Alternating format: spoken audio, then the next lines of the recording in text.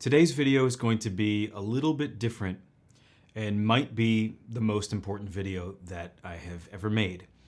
I've wanted to make this video truthfully since I started the channel about 1.5 years ago because it's about somebody who is very, very important to me. So at the time that I'm filming this, it's February 10th, 2025, and that means it's exactly 5 years since the great Lyle Mays passed away. So some of you who know me know about my affiliation with Lyle, some don't, and that's cool. That's what this video is about.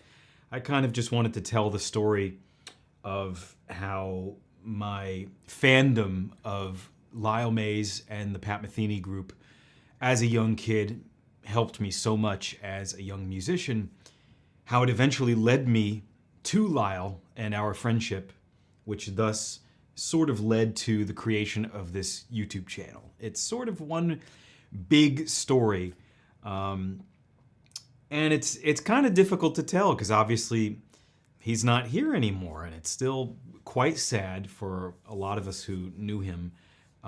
But today's as good of a day as any to talk about it and tell you guys about why I'm here and why I'm doing what I'm doing, and also why Lyle was just the greatest, and why he was the most brilliant, high IQ, alien genius person I ever met in my life, and why I think he's the most wonderful piano player to grace the planet, as well as composer. He was just larger than life and more amazing than I could ever convey in a video like this.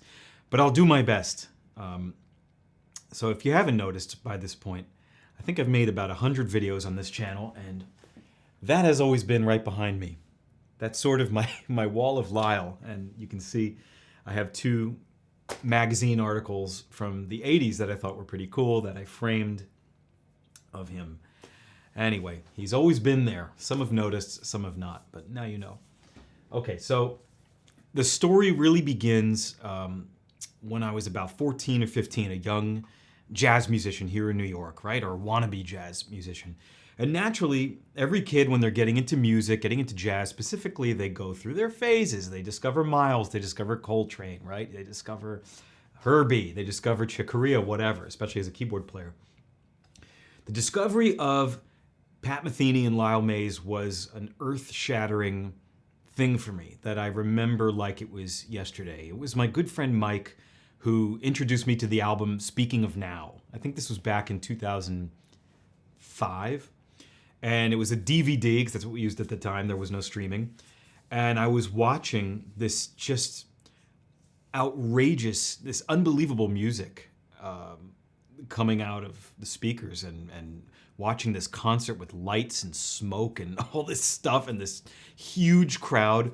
But it was this incredible, 3-dimensional, well-orchestrated, gorgeous, through-composed music. I knew it was jazz in a way, in spirit, but it was unlike anything else that I had ever heard. If jazz at that point had been like a 2-dimensional thing, this was like 3D IMAX to me. It was just blowing my mind. And really, something just fried in my brain. I was never the same after that moment. And I became a huge fan of Pat and, of course, Lyle Mays, being primarily a keyboard player. And so the years went on, and I really just went crazy transcribing, learning his music, learning his techniques. I was such a big fan. And I think at some point when I was 22, which would have been 2013, a bunch of my friends and I got together and we filmed a video. This was actually my first YouTube video a long time ago. We filmed a video in a friend's basement covering Slink, which is a really difficult three-part counterpoint, piece that Lyle wrote. And I wrote it out, we played it, I think pretty well, and posted it on YouTube. This is now 12 years ago. And Lyle saw the video. And I didn't know that till years later when a guy named Ken, who has since become a friend of mine, who was a good friend of Lyle's, emailed me about the fact that he had sent the video to Lyle Mays.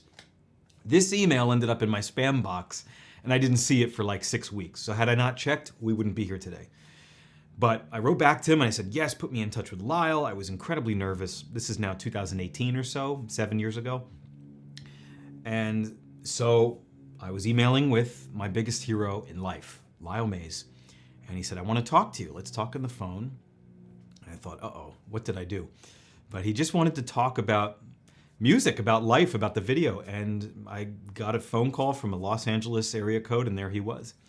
And it's like we instantly just clicked. We became friends. We talked for 3 or 4 hours. And he was so kind and generous, wildly intelligent, but never made you feel like he was superior. You know, he could talk about anything with you: sports, music, politics, religion, whatever. He loved to do that. He didn't talk down to you. He wasn't condescending, even though I knew he was so much smarter than I could ever be.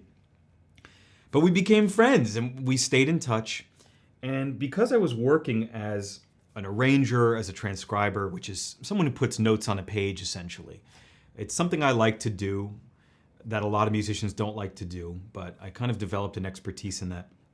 I had this idea in the back of my head of making a Lyle Mays book, because Pat Metheny had always had a published book. He had a deal with Hal Leonard. There were several Pat Metheny books and different editions by that point, kind of modeled after a real book style thing. And I thought Lyle, for all his solo work and tunes that he composed without Pat, I thought he deserved his own book. But it was so presumptuous and outrageous for me as this 27-year-old kid at the time to approach Lyle and suggest such a thing. So I kind of let the idea simmer in my head. And one day in October of 2018, I just called him out of the blue and I said, I want to write your book. I want to transcribe all your music, write it on paper, help you put out a Lyle Mays songbook, composition book. Let's do it. And my heart was just pounding out of my chest. And he said, to my surprise, still to this day, said, yep, great. You made my day. When do we start? And I thought, wow, when do we start? And from that moment on, we were on the phone multiple times per week. We were video chatting. I was working on this book with my hero of putting all of his music down on paper. It was a very careful and something I treated with great care and great respect. I was very nervous about every note that I wrote down, every chord symbol, make sure it's perfect before I presented it to him.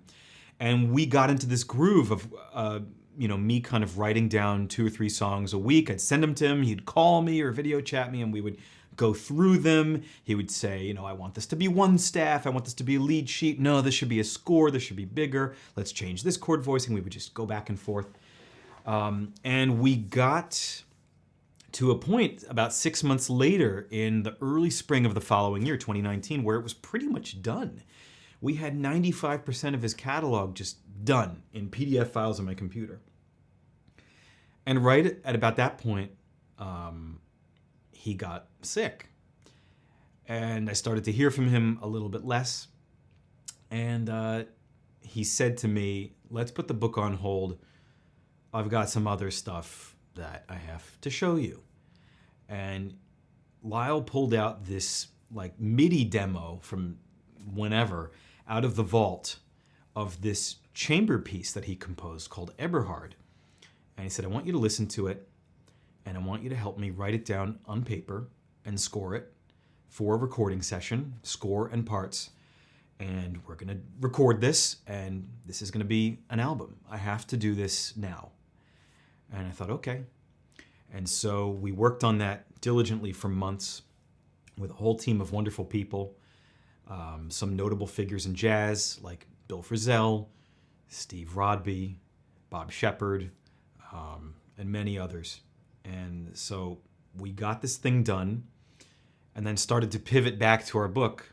But by this time, his health was failing. And I went out to LA, and this was actually the first time we got to spend time in person, face to face, which was so odd because we had become friends over the phone and having this very intense experience where I got this masterclass on all of his compositions, and we wrote all of it down. And now we had just scored this big piece that was going to come out. So I really felt like we knew each other well in such a short and intense period of time. But we had our first face-to-face meeting and hung out, and it was just amazing. It was just amazing. It was surreal to spend that time with him, and it was a great honor. And I can't even believe that it happened. And there were moments when we were face to face and he was just smiling at me, and I just had to say to him, like, man, you don't understand how your music got me through high school. I survived because of you and the Pat Metheny group and everything you did. And he was just gritting and, you know, clutching his heart, and he was so honored and touched by that. We had a lot of great moments together in that short period of time. But anyway, he passed away, as you know, on February 10th of 2020.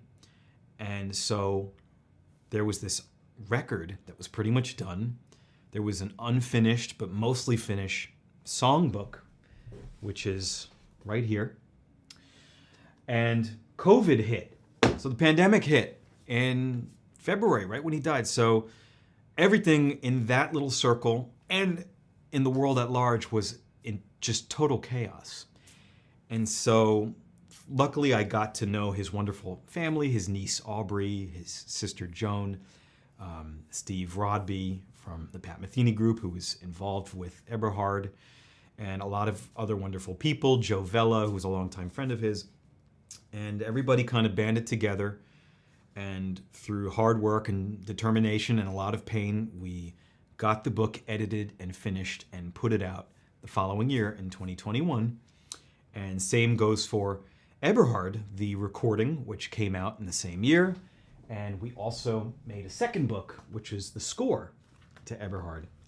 And I thought this was really cool and that it deserved to be out there for people to enjoy.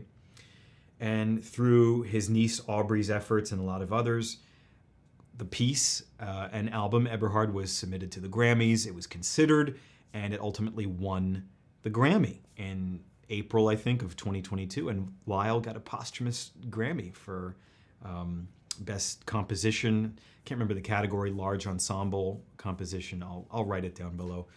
But it was an unbelievable moment, and we all wished he had been here with us. It was also incredibly sad, but all that work certainly paid off. So by this point, 2021, 2022, the pandemic calms down.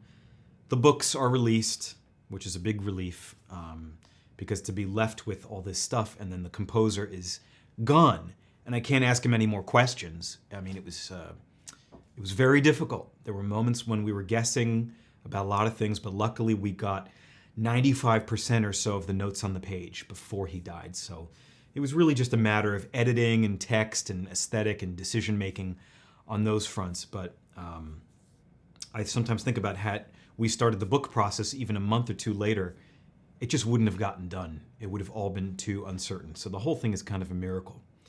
But by this point, Lyle got the Grammy. The album was out. It was beautiful. The books are out. And I had been a longtime admirer of Rick Beato's YouTube channel, and I knew he adored Pat and Lyle. And so I sent him a book, just kind of blindly, and wrote him a letter. And he called me immediately. And we had a great discussion. We became pretty fast friends and hung out a few times. And Rick eventually was kind of poking me to start a YouTube channel, which I thought was absurd. Just talking to a camera lens was insane to me. Never, absolutely not happening.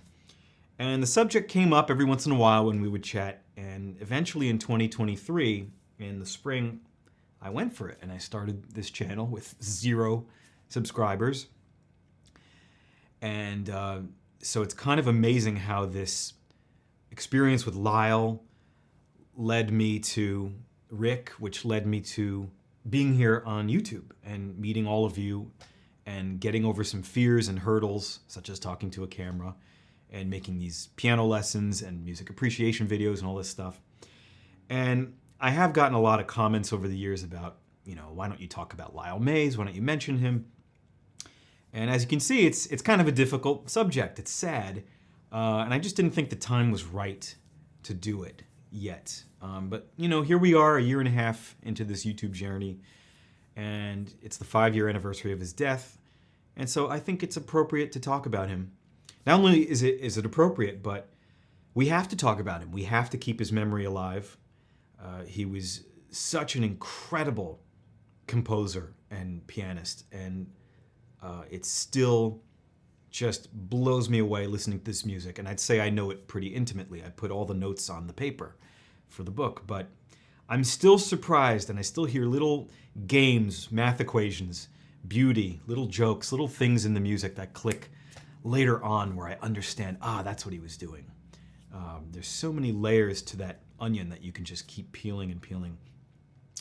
But from this point on, once in a while, I want to bring attention to Lyle and his music. I want to talk about his music. I hope you guys are receptive to it. Hopefully you want to hear me talk about this stuff, maybe dig into some of his music. I'm going to leave a Spotify playlist that I think you guys should check out of some of my favorite stuff down in the description. I know this was a bit of a long-winded story time video, but I didn't really know how else to do it. I wanted to do this in a stream of consciousness way where I'm not making too many cuts or edits or anything like that. So hopefully you guys enjoyed this. Let's keep his memory alive. Let's listen to his music. Let's bring his compositions into jam sessions, into gigs. Let's play his music, and let's remember him, especially today. Thank you all so much for watching, and I will see you guys soon in the next video.